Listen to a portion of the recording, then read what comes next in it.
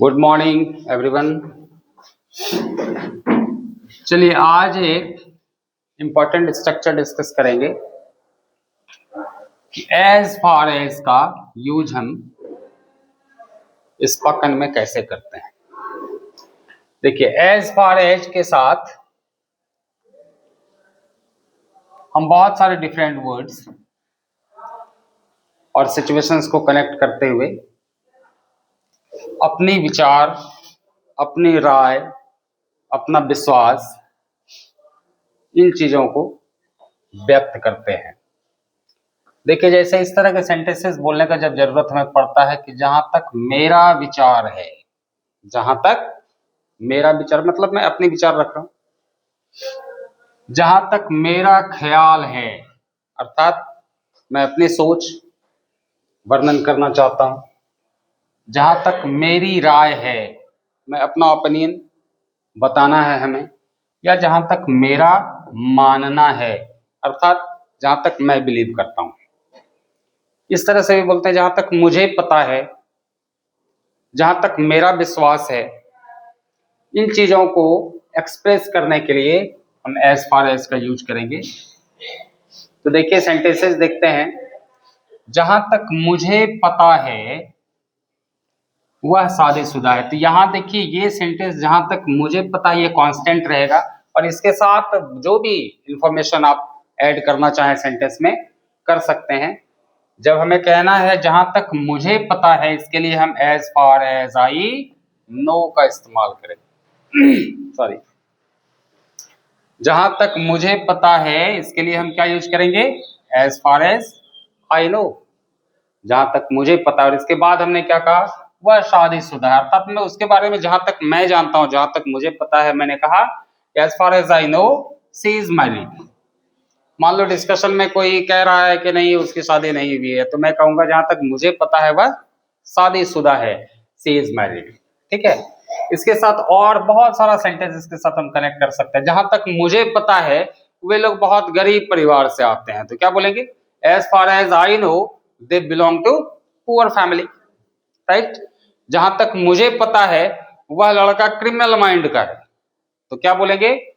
हाँ, कि as far as I know that boy is criminal minded, right. चलिए, जहां तक मुझे पता, नेक्स्ट सेंटेंस देखते हैं कि वह मुंबई में रहती है। किसी ने कहा कि नहीं जी वो दिल्ली में रहती है, कहीं और रहती है, तो मैं कहूंगा जहां तक मुझे पता है वह मुंबई में रहती है, अर्थात मेरे जानकारी में। As far as I know, जहां तक मुझे पता है अर्थात मेरी जानकारी में, शी लिव्स इन मुंबई, वह मुंबई में रहती है।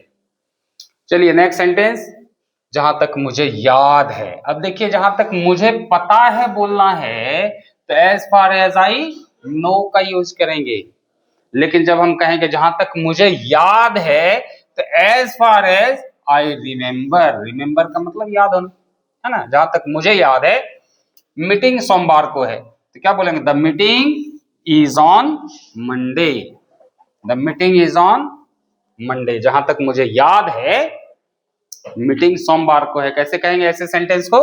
As far as I remember, जहां तक मुझे याद है the meeting is on Monday, कि मीटिंग कब है जी? मंडे को है, राइट। चलिए दूसरा सेंटेंस देखते हैं, जहां तक मुझे याद है। फिर सेम उसी तरह से हम यूज करेंगे, जैसे याद के लिए हम रिमेम्बर का यूज किया हमने। जहां तक मुझे याद है, as far as I remember, परीक्षा अगले हफ्ता है, the examination is in the next week.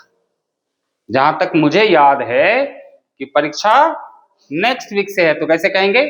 As far as I remember the exam is in the next week. चलिए अगला सेंटेंस देखते हैं, जहां तक मुझे याद है। फिर सेम टाइप ऑफ पैटर्न है, जहां तक मुझे याद है क्या कहेंगे बताइए? As far as I remember, मैंने तुम्हें पार्टी में बुलाया था, I had invited you to the party, right. मान लो काफी दिन बाद मैं दोस्त से मिला, उसने बोला भाई पार्टी किया तुमने, मुझे बुलाया नहीं, तो मैं क्या कहूंगा? जहां तक मुझे याद है मैंने तुम्हें पार्टी में बुलाया था, तो कैसे कहेंगे? As far as I remember I had invited you in the party. अब यहां बुलाया था है जी, तो ये कौन सा टेंस हो गया? पास्ट परफेक्ट टेंस, इसीलिए हमने हैड एंड वी थ्री का इस्तेमाल यहाँ किया। I had invited you in the party, मैंने आपको पार्टी में बुलाया था। I had invited you to the party.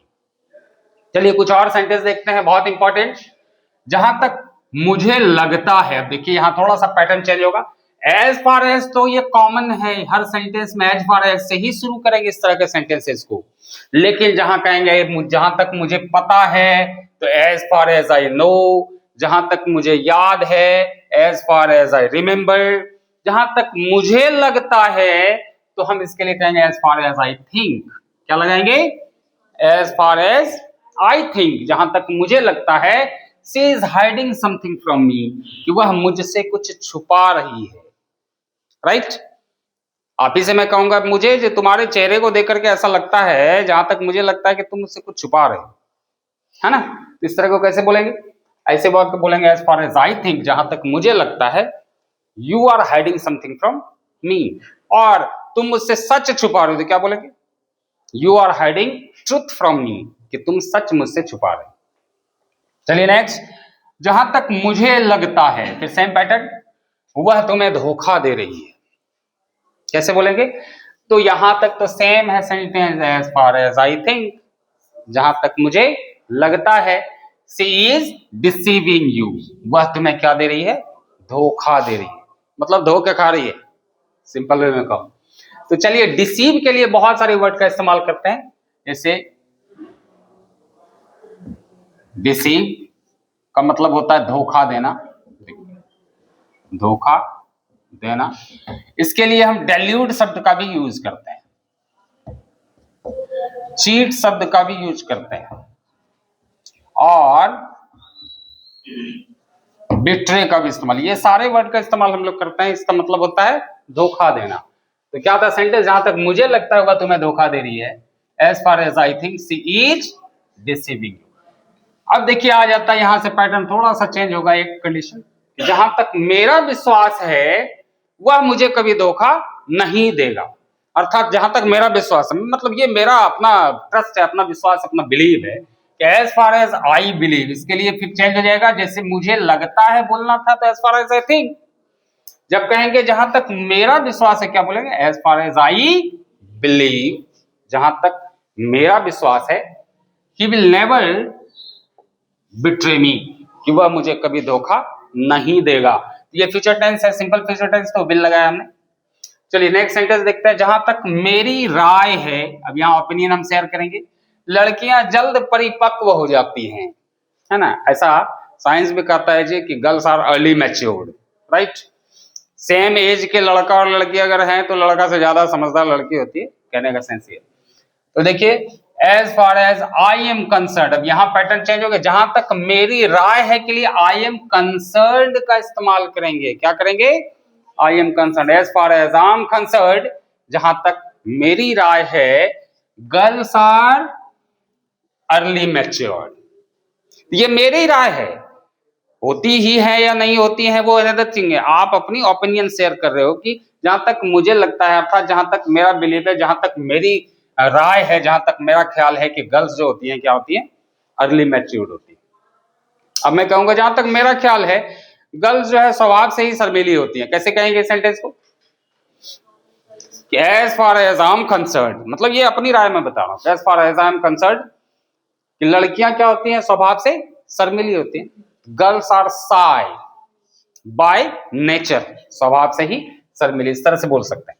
अब देखिए नेक्स्ट सेंटेंस, जहां तक मेरा विचार है। तो जहां तक मेरी राय है, या जहां तक मेरा विचार है, या जहां तक मेरा मानना, ये सब में आप आई एम कंसर्न का इस्तेमाल कर सकते हैं। जहां तक मेरा विचार है, as far as I am concern, ईमानदारी सबसे अच्छी नीति है। ऐसा भी लिखा हुआ आपने देखा होगा कई जगह, ईमानदारी सर्वोत्तम नीति। सर्वोत्तम का मतलब सबसे अच्छी नीति है। तो इसके लिए हम क्या कहेंगे? Honesty is the best policy. As far as I am concern, honesty is the best policy. चलिए नेक्स्ट सेंटेंस, जहां तक मेरी राय है, as far as I am concern, आपके पिताजी बचन के पक्के। अब आपके पिताजी के बारे में दूसरों की क्या राय है, वो क्या कहते हैं, इस बात से मतलब नहीं। जहां तक मेरी राय है, जहां तक मैंने एक्सपीरियंस किया है, जहां तक मैंने उनको परखा है, ऑब्जर्व किया है, वो मैं बता रहा हूं। अकॉर्डिंग टू माई ऑब्जर्वेशन, है ना, जहां तक मेरी राय है आपके पिताजी वचन के पक्के हैं। आपसे मैं मिला, आपके फादर ने मुझे कुछ प्रॉमिस किया था मेरी हेल्प करने की, उसने टाइम पे उन्होंने करी हमारी मदद, तो मेरा ओपिनियन उनके लिए पॉजिटिव होगा ना।